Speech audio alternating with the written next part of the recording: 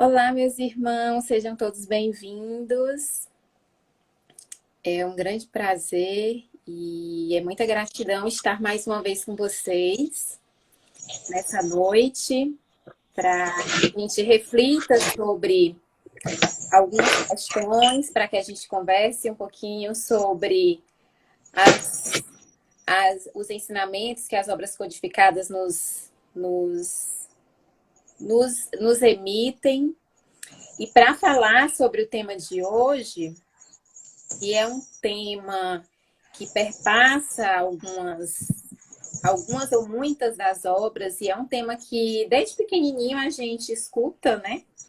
Pelo menos quando a gente vive em uma família cristã, a gente sempre ouve, né? A mamãe falando, o papai, os irmãos. Não faças a teu semelhante o que não queiras para ti, faze a teu semelhante o que para ti queiras. E para isso nós estamos convidando o Pedro Hermano. Seja bem-vindo, Pedro. Olá, Priscila. Olá a todos, amigos e amigas. Boa noite. Estamos aqui para essa live do Coletivo Girassóis. Uma felicidade grande o convite feito pela Priscila para participar, para conversar um pouco sobre temas que possam nos trazer mais alegria, mais paz, mais tranquilidade nas nossas vidas, principalmente nessa época de pandemia, que nós estamos passando por um momento difícil, de angústia. Então, que nós saibamos sempre cuidar do próximo, saber que a nossa felicidade só será verdadeira quando ela for compartilhada, quando nós enxergarmos a todos como verdadeiros irmãos. Pedro, e diante desse tema que é genérico, exige de nós muita caridade, o que você pôde ver, o que você viu nas obras codificadas e que você pode trazer para a gente e que a gente possa fortalecer essa nossa consciência de agir como irmão que busca a felicidade, mas que tem que ver que a felicidade também só é completa quando o outro a encontra. Tranquilo. Priscila e amigos e amigas, antes, rapidinho, para fazer essa live, o meu estudo se pautou basicamente em 4 fontes.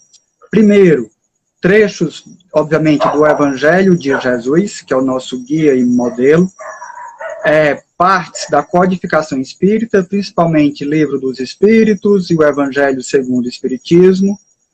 Também livros de um amigo meu, o padre Francisco de Aquino Júnior, que é um grande amigo e é um padre que trabalha bastante com o tema Igreja em Saída para as Periferias. Que esse tema aborda que a igreja sempre tem que estar em contato com o povo, que o olhar para cuidar do pobre é um olhar fundamental para se alcançar a graça divina. E, por último, o livro Conceito Espírita de Sociologia, de Manuel Porteiro. Livro esse que foi me indicado pelos amigos do Coletivo Girassol, Elber, Lídia e Léo. Em uma agradável manhã, num domingo, lá na casa da Lídia e do Léo. Então, agradeço bastante aos amigos, não só a esses que eu citei, mas todos os amigos do Coletivo Girassol, Espíritas pelo Bem Comum, que é um grupo de amigos que nos faz enxergar a vida de uma maneira um pouco diferente. Ele mescla os conhecimentos da doutrina espírita com conhecimento de sociologia, com a nossa ação social, de forma a estarmos presentes na vida da sociedade, fazendo tudo o que nós pudermos para ajudar quem precisa. Ok? Mas, sobretudo, eu peço para que todos e todas fiquem mais atentos à ideia em si levantada e não ficar preso de onde eu tirei. E que pensemos se essa ideia, refletir se essa ideia faz sentido ou não. Refletir se elas estão de acordo com o ensinamento do Cristo. Ok? Mais do que, ele tirou daquele livro, daquele outro livro, e sim a ideia em si.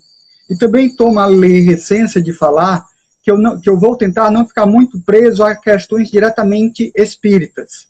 Claro que eu sou espírita e muito tenho a agradecer à doutrina espírita. Mas certamente nessa live deve ter pessoas assistindo que não são espíritas.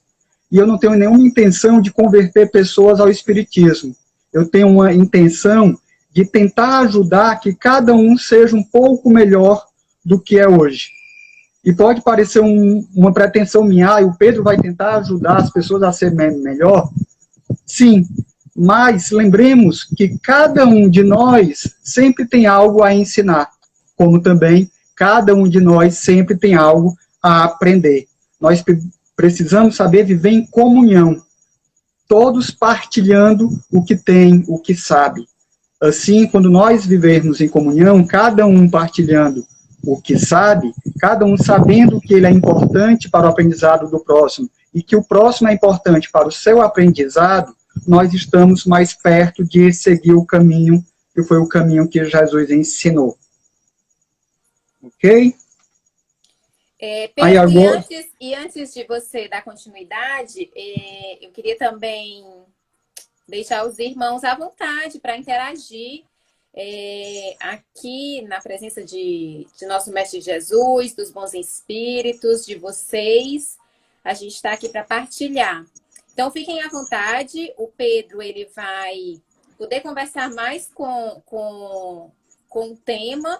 E eu vou acompanhando vocês aqui nas mensagens e qualquer intervenção a gente vai colocando para o Pedro e assim a gente vai desenrolando a nossa live.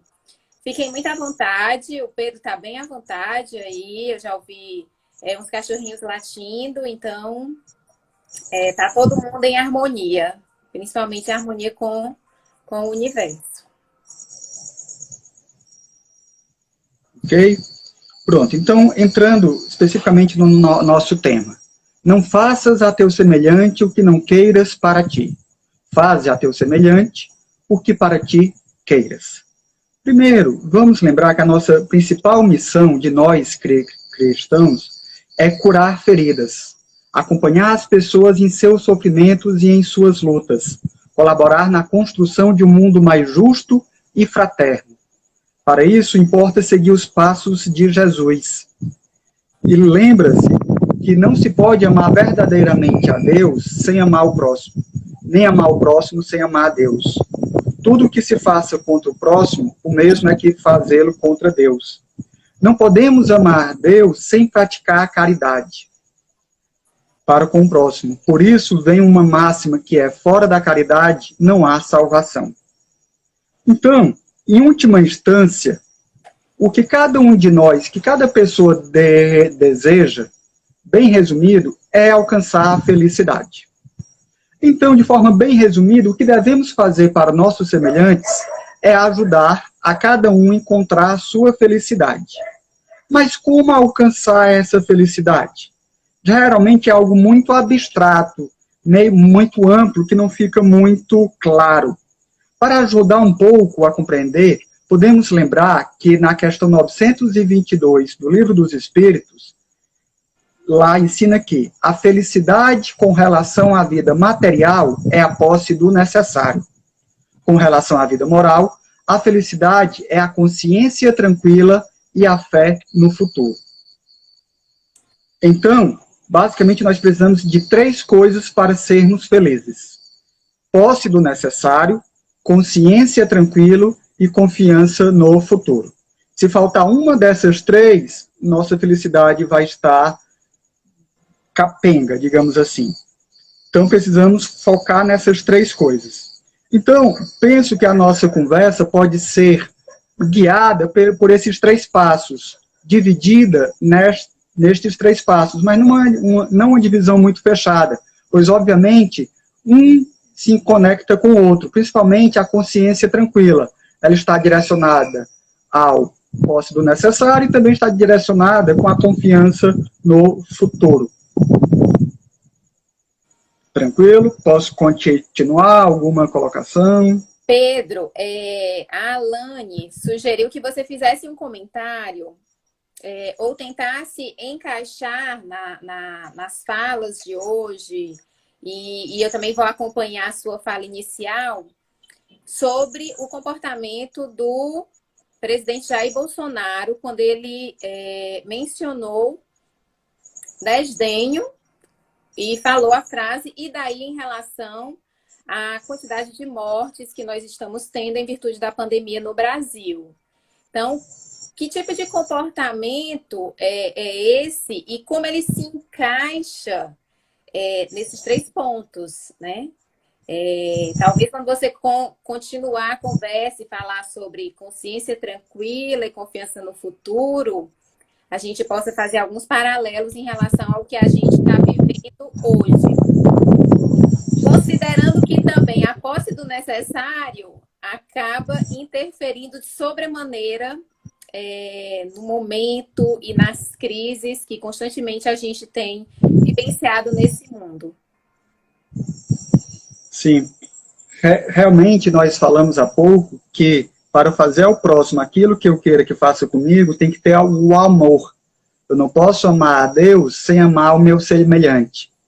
Então, na hora que eu falo, e daí, se tem pessoas morrendo e eu sou frio, que não está havendo amor para com o seu semelhante. Então, não está havendo a empatia, não está havendo uma preocupação com as vidas que estão sendo perdidas. São números que, para quem pensa friamente, que não é o nosso caso, mas para quem pensa friamente, são números que depois podem vir repostos, podem ser repostos. Morreu um trabalhador, daqui a pouco um jovem se forma, pode ir trabalhar no lugar dele, está tudo resolvido, para quem pensa friamente. Mas todos somos filhos de Deus e toda vida é muito importante.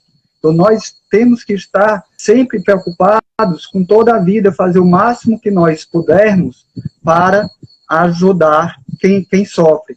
Então, essa posição, e daí, é, no mínimo, muito fria, muito desumana, sem uma preocupação real com o problema que estamos passando. Ok. Tranquilo? A Priscila falou em posse do necessário há pouco, então vamos entrar nesse primeiro passo. Lembrando que é posse do necessário, consciência tranquila e confiança no futuro. No Livro dos Espíritos, questão 880, tem lá a pergunta: qual o primeiro de todos os direitos naturais do homem? A resposta: o de viver. Por isso é que ninguém tem o de atentar contra a vida de seu semelhante, nem de fazer o que quer que possa comprometer-lhe a existência corporal, que vai casar muito com a pergunta da nossa amiga Alane. Então, o primeiro direito natural é de viver.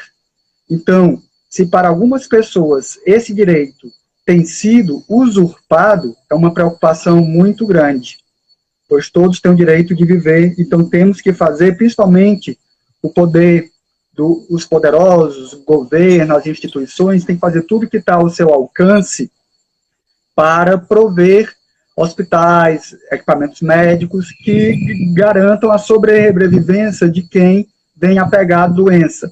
E, na verdade, até antes disso, fazer tudo necessário para que possa evitar o contágio dessa doença que nós sabemos que nem sempre tem sido feito. Continua alguma colocação?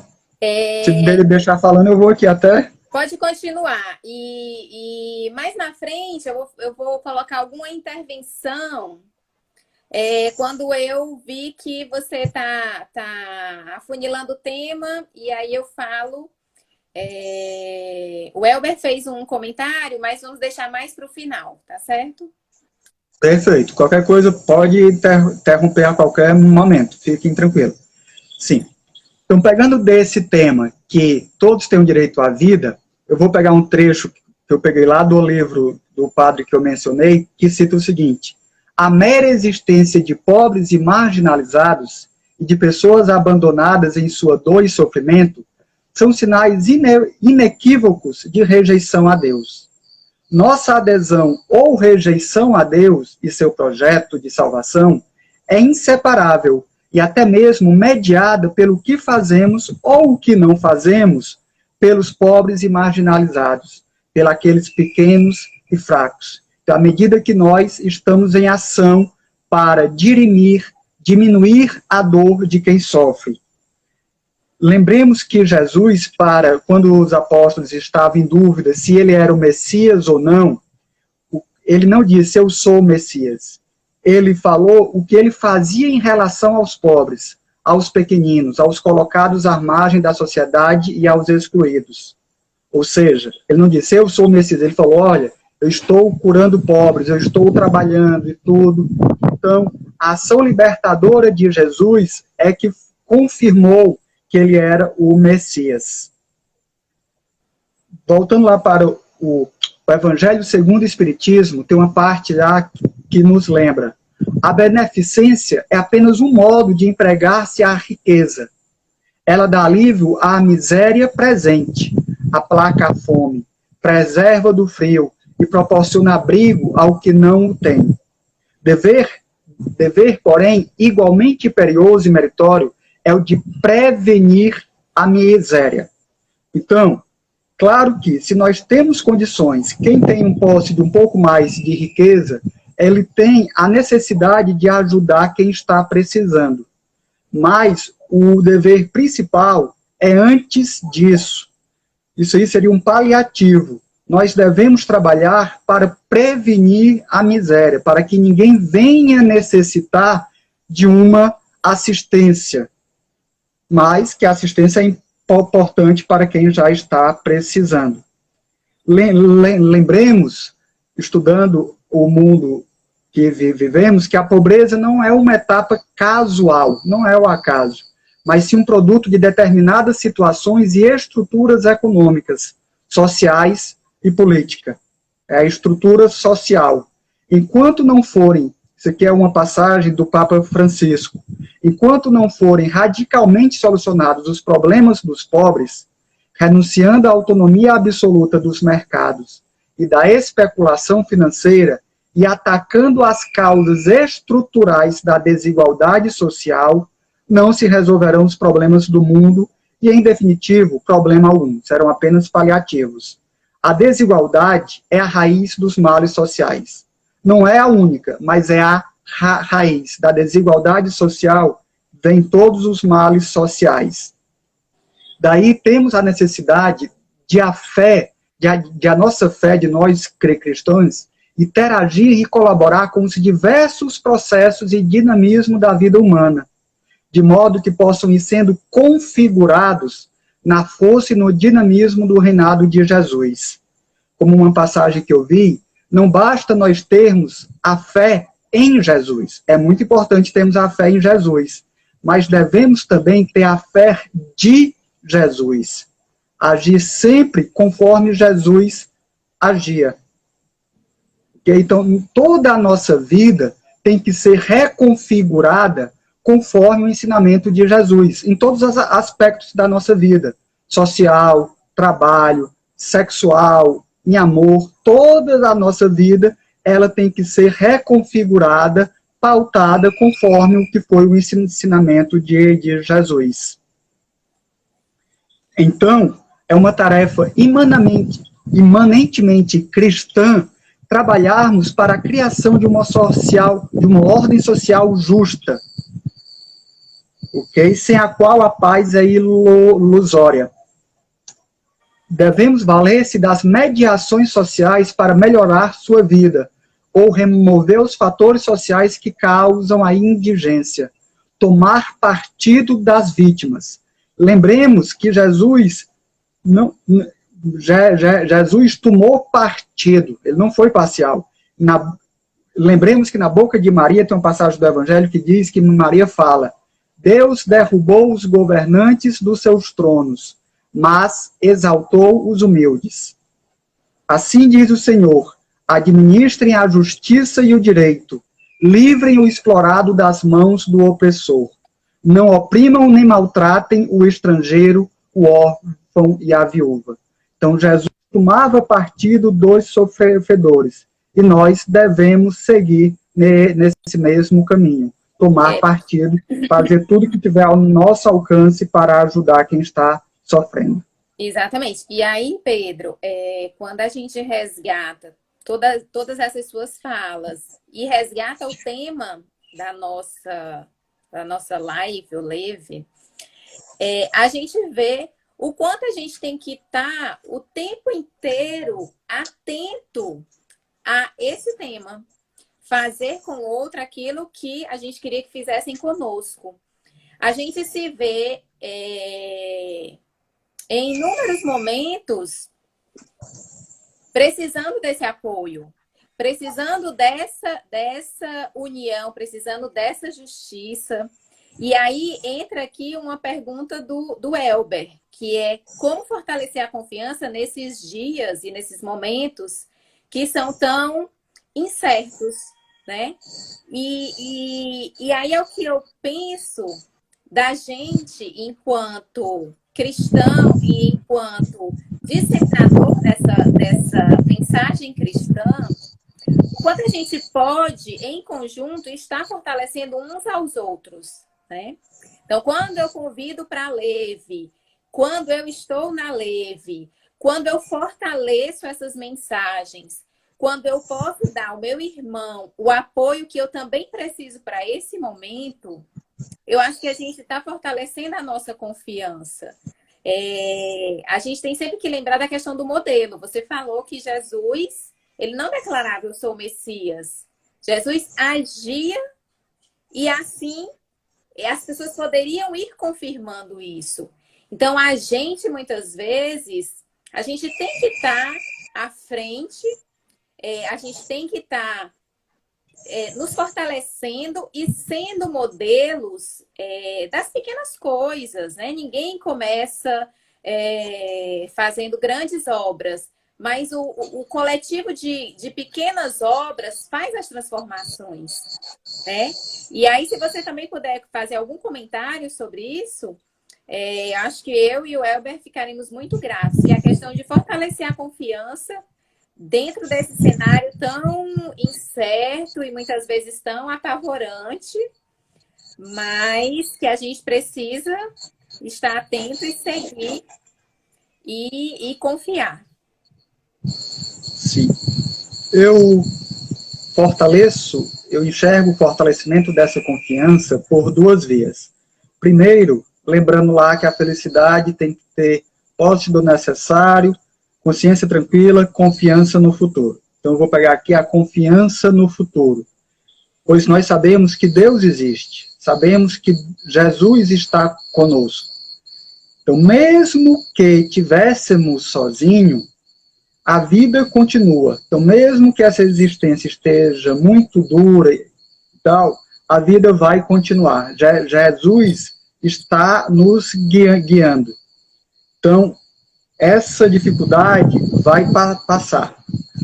E a outra fonte, a outra força que dá para a gente ter confiança que vamos melhorar, como você bem colocou, Priscila, é nós fortalecermos a comunhão. Sabermos que nós não estamos sozinhos. Que existem pessoas que seguem, sim, o caminho ensinado por Cristo. Bons espíritas, bons católicos, bons evangélicos. Então, nós temos a comunhão. Nós devemos viver em sociedade, sabendo, sim, que quando nós fraquejarmos, terão pessoas que irão nos socorrer, porque nós fazemos isso também. Não é nenhuma questão de como eu faço, os outros vão fazer por mim, me pagando, me agradecendo. Sim. Não. Mas é uma consequência direta, porque quando eu estou trabalhando em prol do meu próximo, eu acabo ensinando, porque a gente ensina principalmente pelo exemplo. Então, na hora que eu dou o primeiro passo para que a sociedade seja o mais importante, para que ninguém fique isolado, isso aí vai como se fosse contagiando, um bom contágio. Todas as pessoas ao meu redor vão aprendendo que aquilo ali é a maneira certa. Então, aquela prática do bem vai se ampliando e nós podemos confiar que nós somos uma sociedade que, pelo menos alguns, mas são muitas pessoas que estão se interessadas no bem do próximo. Então, nós não estamos sozinhos. Então, temos tanto a Jesus, nosso guia, que está sempre cuidando da gente, como também temos a sociedade, os nossos irmãos que nos ajudam. E aqui eu lembro que tanto os irmãos encarnados como os irmãos desencarnados estão sempre em contato com a gente, nos auxiliando no dia a dia. Ok. Ainda sobre a questão do item relacionado à posse do necessário.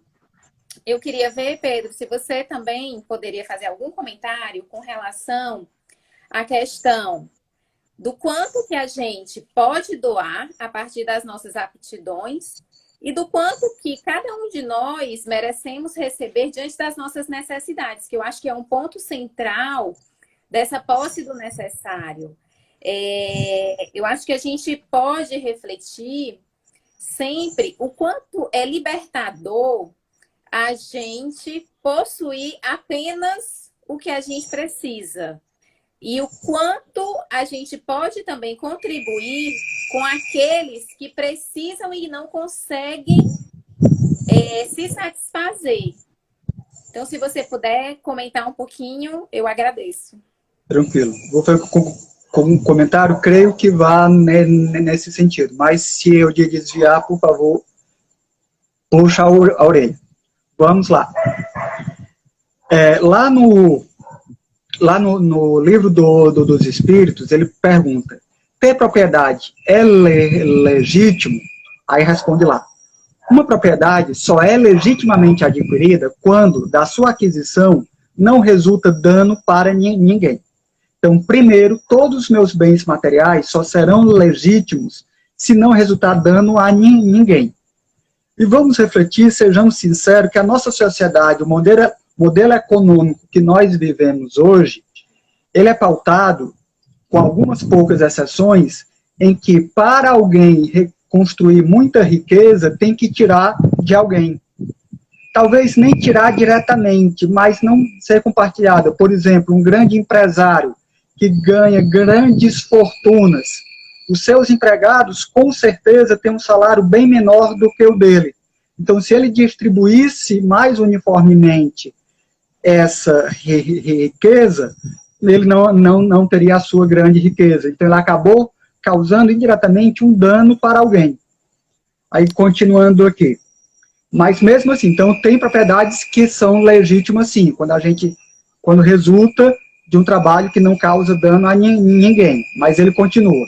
Se, porém, ele somente os utilizou os seus bens na satisfação dos seus sentidos e do seu orgulho, se tais haveres lhe tornarem causa de falência, ou melhor, que ele quis falar o seguinte: seria melhor que tivesse a falência. Se ele utilizou esses bens apenas para si, esse rapaz não está agindo conforme o ensinado pelo Evangelho. Então, seria melhor ele cair em falência para ele não cometer esse pecado. Então, mesmo que eu tenha adquirido bens de forma legítima, eu não posso ser egoísta, em nenhuma hipótese. Eu não posso usufruir desses bens só para o meu prazer. Eu tenho sempre que, além do necessário, eu tenho que colocar a serviço de quem mais precisa. Aí, para ficar mais claro, lá na Revista Espírita de agosto de 1865, tem uma parte que vai responder bem a pergunta da Priscila. Ele fala bem direto e claro aqui, ó: do vosso patrimônio, como do vosso trabalho, só uma coisa vos é permitido tirar em vosso proveito: o necessário. O resto cabe aos pobres. Eis a lei. Repetindo: do vosso patrimônio, como do vosso trabalho, só uma coisa vos é permitido tirar em vosso proveito: o necessário. O resto cabe aos pobres. Eis a lei. Aí ele continua só um pouquinho: velai pelo futuro de vossos filhos. Preocupai-vos em lhes preparar dias calmos e tranquilos em meio a esse vale de lágrimas. Mas jamais lhes ensineis a viver egoisticamente e a olhar como deles o que é de todos. Porque ele deixa claro que nós só devemos pegar, mesmo que seja uma riqueza construída através de um trabalho digno, que não construí, eu não trouxe prejuízo a ninguém, eu só posso tirar para mim o que é necessário. O restante, eu tenho que compartilhar, porque lembrando que nós devemos amar. Se eu amo, eu me preocupo com o próximo. Se o próximo está sofrendo e eu me preocupo com ele, eu vou automaticamente ajudá-lo. Claro que eu não posso tirar o que é necessário para mim, eu não posso tirar da boca do meu filho, trazer a fome ao meu filho. Eu tenho que matar a minha fome, matar a fome do meu filho. Mas se sobrar, eu tenho que também ajudar a matar a fome dos filhos de quem, infelizmente, não tem condições. Pedro, e aí só para a gente encerrar esse primeiro ponto, eu queria chamar a atenção para um comentário do Fabrício Maice, que eu vou pegar só o finalzinho do comentário, que ele fala que hoje a gente vive em uma sociedade em que há socialização do trabalho, mas não há socialização da riqueza, né? Então, casa muito bem com o que você falou. E a Alane, ela coloca uma outra questão.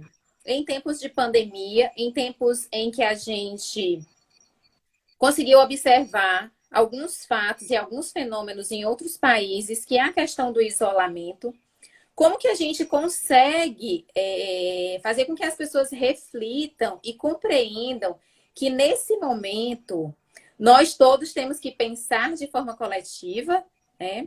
E pensar como você, pensar como o Fabrício fala de socialização da riqueza, o quanto a gente precisa distribuir. Por quê? Porque hoje a gente tem uma grande massa de trabalhadores, e aí a gente fala aqui da situação do Brasil, né? Uma grande massa de trabalhadores informais, trabalhadores que têm ocupações precárias e que nesse momento realmente estão sofrendo com a falta do necessário, né? Então, como que a gente pode conscientizar as pessoas de que a gente precisa ajudar quem está necessitando, e que esses que estão podendo contribuir, eles têm que pensar, eu acho que como o nosso tema traduz, né? Então, se eu tivesse na situação do meu irmão, o que era que eu ia fazer?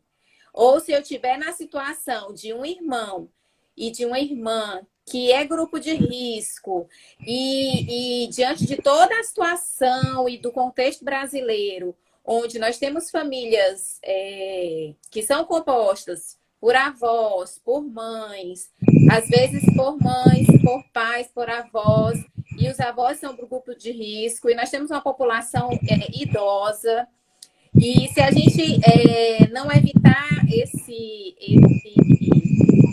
essa aglomeração de pessoas, a gente corre risco de estar cada vez mais levando o vírus para todo mundo. Como que a gente vê essa situação e o que o modelo econômico nos impõe, né? E qual seria uma saída para isso, né? Eu acredito, Alane, que assim, hoje eu escutei, né, na rádio, em um debate, a pessoa falando que a primeira coisa que a gente tem que colocar no pódio é a vida. E foi isso que o Pedro começou a leve falando, né? A vida é um direito que a gente tem que resguardar. E hoje a vida ela está sendo secundária, né? Então, assim, como é que a gente vai resgatar isso? A vida tem que estar em primeiro lugar no pódio, né? O resto é consequência. E aí o quanto que o modelo econômico nos impõe essa visão, né? Então, isso gira em torno dessa questão da posse, né? E a gente já está com 35 minutos e é um tema que é tão amplo que a gente não conseguiu sair da primeira dimensão da felicidade, que é a posse do necessário. Mas fechando isso, Pedro, a gente segue, né, com a questão da consciência tranquila, para ver se a gente consegue passar por mais essas questões e aí viram outras leves e a gente pode complementar. Tá certo? Tranquilo. Então, para eu ainda responder dentro dessa parte da posse do necessário como poderia ser feito. Não é isso? Isso. Aí, ok. Tranquilo. Então, primeiro lembrar que lá no Evangelho segundo o Espiritismo, Kardec lembra que devemos sim dar esmola quando é necessário. Mas antes, devemos pensar se não há possibilidade de ofertar trabalho, para que o que a pessoa receba, ela não venha com uma certa humilhação, que seja um bem que ela realmente mereceu receber. Então, devemos ter cuidado com o trabalho. Todos merecem trabalhar. E daí vem, aí infelizmente, até falaram que o trabalho é socializado, a riqueza não. Acontece, no meu modo de pensar, que nós vivemos num modelo que é pautado pelo egoísmo, que nós estamos sempre competindo um pelos outros. E até difícil, a gente tem que tentar enxergar, porque, sejamos sérios, às vezes, até sem perceber, nós acabamos entrando nesse sistema. É uma competição em frente de competição. Nós sempre estamos sendo motivados a competir. Aí, então, lembrando Kardec, nós temos sim que ofertar trabalho, e eu complementaria, trabalho digno, e que receba o bem, e que receba por esse trabalho o que é devido. Porque nós vemos muitos patrões hoje em dia, por exemplo, que pagam um salário precário ao trabalhador, e no final do ano vão, eu sou bonzinho, vou dar uma cesta, vou dar um presente, e acaba até que o trabalhador, como não tem muita instrução, fica feliz. Mas, na verdade, o seu salário deveria ser melhor qualificado. E aí nós encontramos também muitas pessoas que dizem, mas como é que eu posso pagar a ele o mesmo que eu receberia, visto que eu me sacrifiquei, eu estudei, eu dei o gás, e ele não. Primeiro, o seguinte, acontece que nós sempre estamos pautados no nosso objetivo principal de vida, eu digo nosso, na sociedade de uma forma geral, a sociedade está pautada com o objetivo de ganhar riqueza, dinheiro e poder. Então, a pessoa que estuda, faz um mestrado, um doutorado, vai para fora, estuda e volta, ele quer ganhar muito dinheiro, por quê? Porque ele fez tudo aquilo por dinheiro. Então, nós temos que tentar mudar esse paradigma. Nós temos que tentar lembrar que nós temos que trabalhar, sim. O trabalho é muito bom para nós. Todos nós devemos trabalhar, mas trabalhar com o sentimento de ajudar a sociedade, com esse intuito de ser útil, de ser uma pessoa importante para a melhoria do mundo, não apenas para ganhar o dinheiro. O dinheiro seria uma consequência, porque, lembrando, nós precisamos ter a posse do necessário, não precisamos ganhar dinheiro, mas o dinheiro tem que ser a consequência, e não a causa primária. Jesus nos ensinou a cuidar dos outros, e nós cuidamos dos outros pelo trabalho. O homem é um ser que é o trabalho que vai diferenciar o homem do animal. O homem muda a natureza, trabalha, muda as coisas para que possa melhorar sua condição de vida. Então, o objetivo principal do trabalho tem que ser agir para o bem, ajudar. Então, se eu estou ajudando e o meu empregado também está ajudando, eu não posso, eu não tenho esse direito de ganhar muito mais do que eles. E nós temos que lembrar que aqueles que são pobres hoje, aquele trabalho braçal, são muito importantes. Imagina se ninguém mais plantasse. Imagina se os garis parassem de limpar as ruas. Imagine se os entregadores de alimentos, de medicações, parassem de entregar nessa situação difícil que nós temos que estar isolados. Se os entregadores não trabalhassem mais, nós teríamos que nos aglomerar nos supermercados. Então, o trabalho de todos é muito importante para a sociedade. Então, se o trabalho é importante, eles não podem ganhar uma miséria, enquanto alguns ganham muito. Porque todo trabalho é importante, todo trabalho tem que ser reconhecido. E aí a Patrícia, Pedro, ela faz um comentário, a Patrícia Freitas, que não há socialização de riqueza no sistema capitalista. Se quisermos outra sociabilidade humana, precisamos da revolução para a construção da sociedade comunista. E aí, levando todo, e aí ela completa, né? Todo o trabalho é fundante e não ouviu palmas aos gatos aos garis nessa pandemia, né? E é verdade, todo o trabalho ele é parte desse todo, porque cada um, inclusive com o conceito de justiça, está no seu lugar, o lugar que ele gosta de estar e o lugar que ele vai fazer bem o seu trabalho. E aí, continuando com essa sua reflexão e a reflexão da Patrícia, e já adentrando ao tema da consciência tranquila, quando a gente vê todo esse contexto que permeia o nosso sistema, que permeia as nossas vidas, né? Nossas vidas que estão sendo sacrificadas por um sistema que prioriza poucos, a gente tem que começar a pensar sobre a questão da nossa consciência tranquila, né? E aí você pode falar um pouquinho, né, sobre exatamente essa questão. Se nós, enquanto seres terrenos aqui em coletividade, estamos causando mal ou qualquer ato que venha trazer prejuízo aos nossos irmãos, né? Então, se você puder dar continuidade, a gente agradece as suas reflexões. Tranquilo. Para começar, lembrar uma pergunta aqui do Livro dos Espíritas, que diz que muitas pessoas pensam, mas os pobres não estudaram e tal, porque... Vamos lá, pergunta aqui. Há pessoas que, por culpa sua, caem na miséria. Nenhuma responsabilidade caberá disso à sociedade? Ou seja, ele quer mostrar aqui que até existe pessoas que realmente por miséria. Mas ele vai explicar aqui que também não é para soltar. Ele diz, já dizemos que a sociedade é muitas vezes a principal culpada de semelhante coisa. Demais, não tem ela que velar pela educação moral dos seus membros?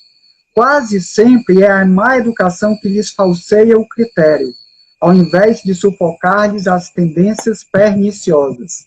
Então, nós temos que lembrar que mesmo que quando alguém, por erro seu, por descuido, ou até por preguiça mesmo, digamos, que a minoria mais existe, cai na pobreza, nós também temos responsabilidade, e muita, nessas questões, porque a nossa sociedade não está pautada na oferta de educação moral para todos, uma educação real, digna.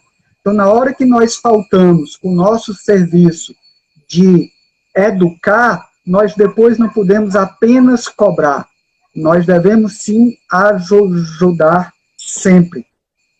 E entrando na questão da consciência tranquila, temos que lembrar que o nosso egoísmo tem que ser cada vez mais combatido e no local dele colocar a solidariedade, a caridade. No momento que a sociedade sair do egoísmo, que é a luta cada um por si, e entrar na solidariedade, na fraternidade, com certeza a nossa sociedade vai avançar muito, teremos muito menos pessoas passando fome, passando necessidades reais. Também devemos lembrar, ainda voltando ao trabalho, que até uma passagem lá antiga, os Vedas, lá nas parábolas de Krishna, lá da Índia, que nós não podemos pedir à formiga que trabalhe o mesmo que o elefante, ok? Então, eu não posso ficar nessa competição do trabalho. Então, eu tenho que esperar que cada um produza segundo as suas forças e conforme as suas necessidades. É pela ação em si e não pela quantidade que sereis julgados. Todo trabalho útil tem que ser levado em consideração.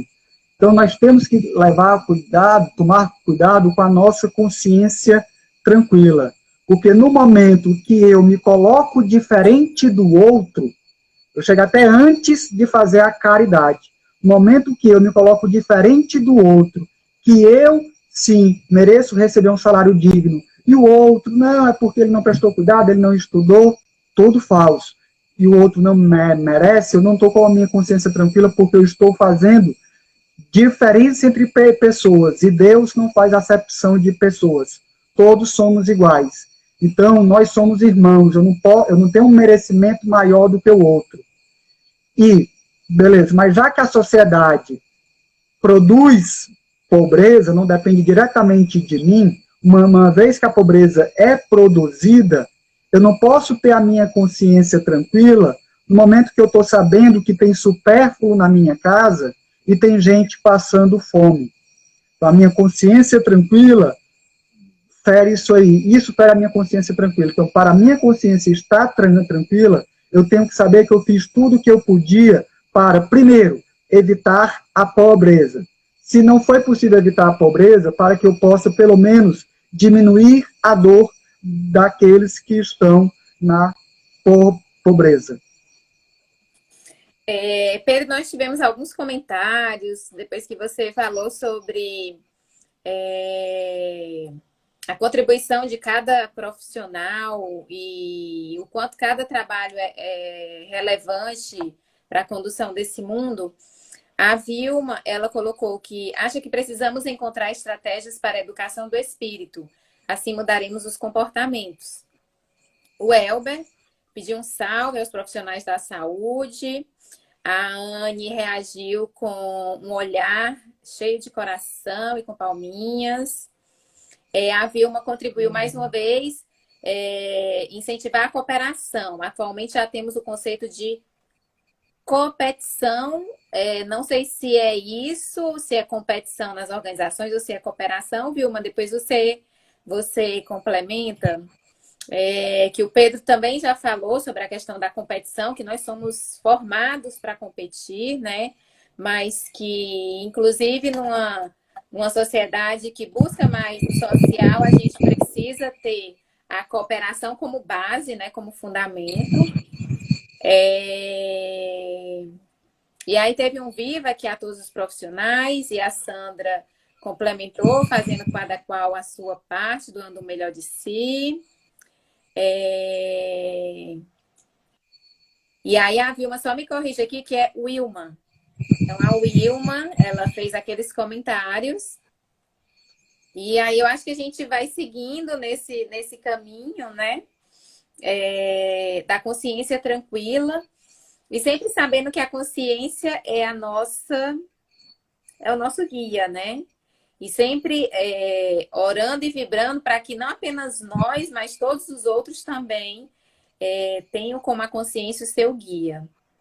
E aí, Pedro, com essa questão, né, da posse do necessário, que foi um dos pontos que a gente já conseguiu passar, da consciência tranquila, do quanto eu preciso estar atento ao que o meu irmão, né, gostaria que eu fizesse com ele diante do que eu tenho e do que eu posso fazer. A gente pode pular para a outra dimensão, que é a confiança no futuro, para a gente fechar esse pensamento dessa lei de hoje, que é ser feliz e também fazer com que o outro seja feliz. Tranquilo. Priscila, me permite só voltar um pouquinho ainda a consciência tranquila, a gente fazer tudo que a gente pode. A gente fala muito dos pobres, porque é muito importante ajudar os pobres. Mas nós sabemos que não são apenas os pobres que sofrem. Tem pessoas de posse de riqueza que cometem suicídio. Tem muitas pessoas de posse de riqueza que, infelizmente, estão sofrendo muito com depressão, com angústia. Mas, primeiro lembrar que o pobre também passa por todos esses problemas. O pobre também pode ter briga familiar, também pode ter depressão. A questão é que o pobre, além desses problemas que todos temos, eles têm a dificuldade de passar fome, de ver sua mãe morrendo, de dor e não poder levar ao hospital.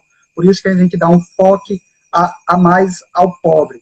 Mas lembremos que para a nossa consciência estar tranquila, nós devemos sempre tentar melhorar a todos. Então, se porventura eu estou numa família, não é o ideal ter essa de diferença, foi família pobre, foi família rica, mas é a sociedade real.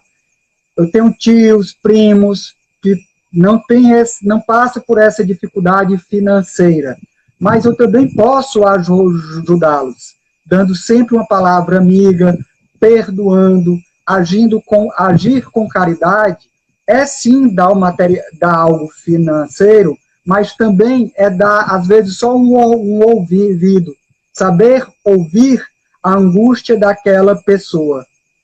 E todo sofrimento é importante ser dirimido. Às vezes a gente pensa, tal pessoa sofre, mas é só besteira. Besteira para nós que estamos de fora julgando.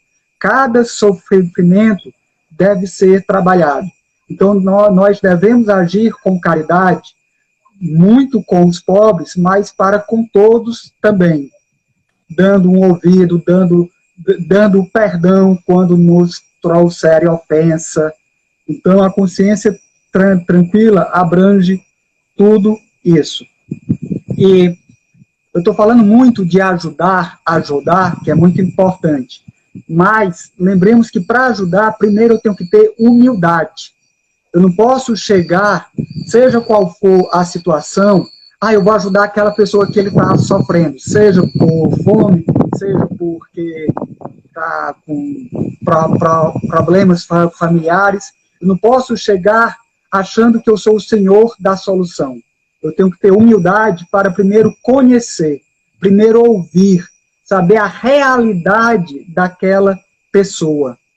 Nós nos ajudamos num processo.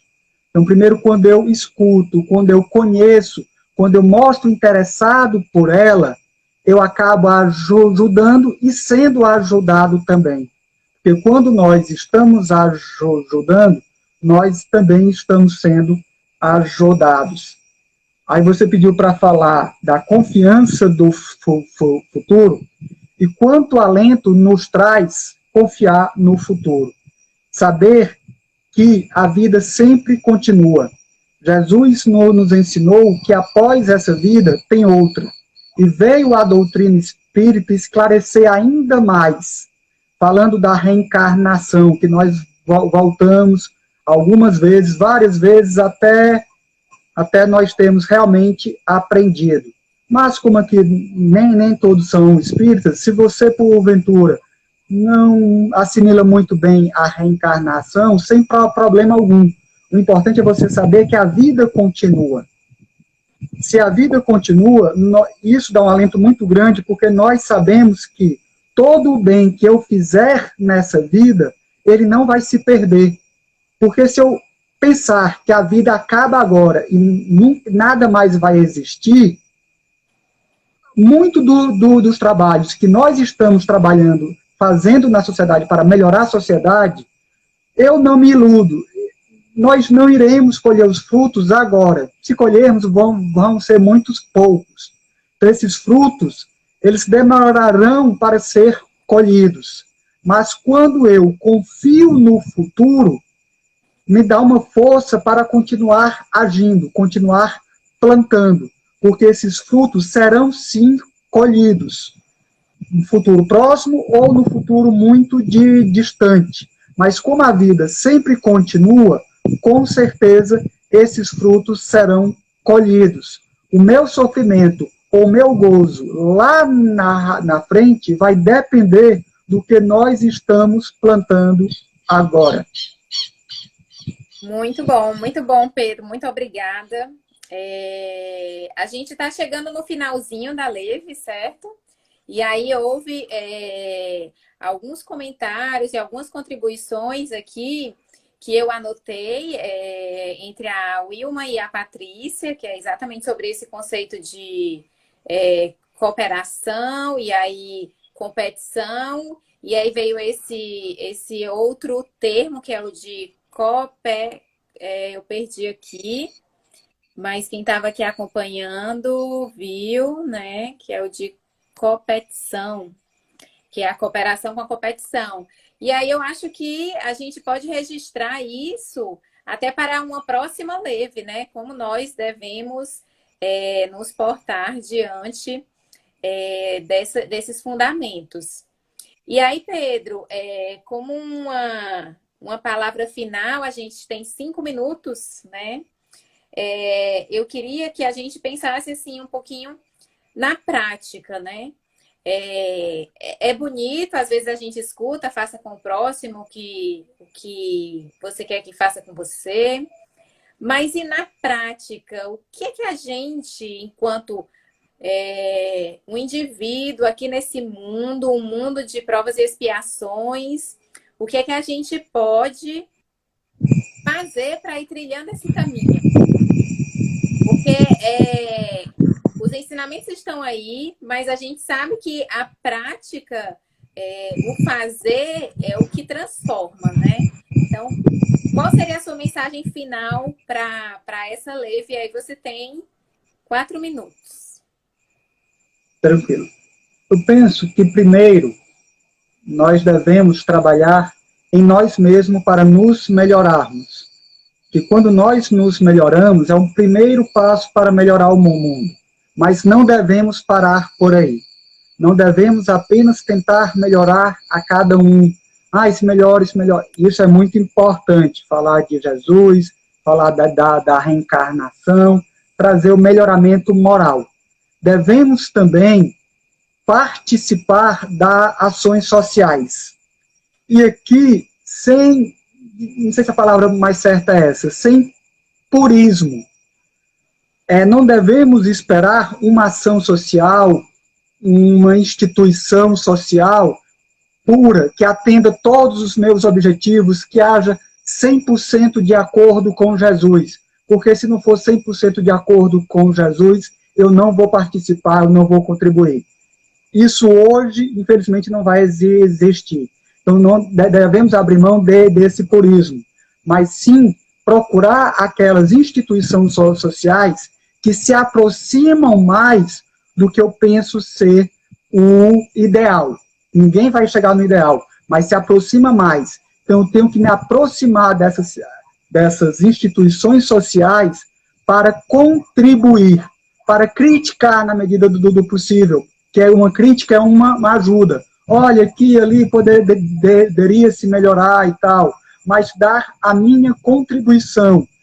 E nós temos, penso eu, nós devemos fortalecer os movimentos sociais pela base, tentar fortalecer a democracia de baixo, trazendo e pautando sempre pela educação. Lembrando que a educação primeiro tem que ter humildade, não é eu que vou ensinar tudo, nós iremos aprender. Então, humildade de conhecer, iremos aprender junto.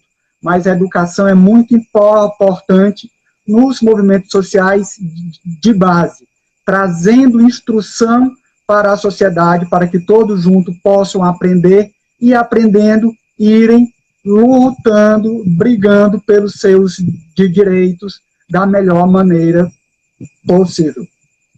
Tá joia. Pedro, muito obrigada.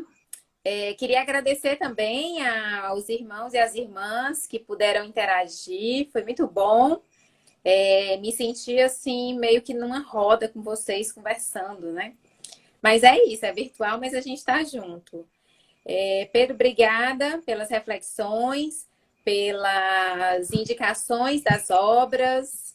E a gente já tem aí alguns assuntos sugeridos para as próximas leves. Gratidão.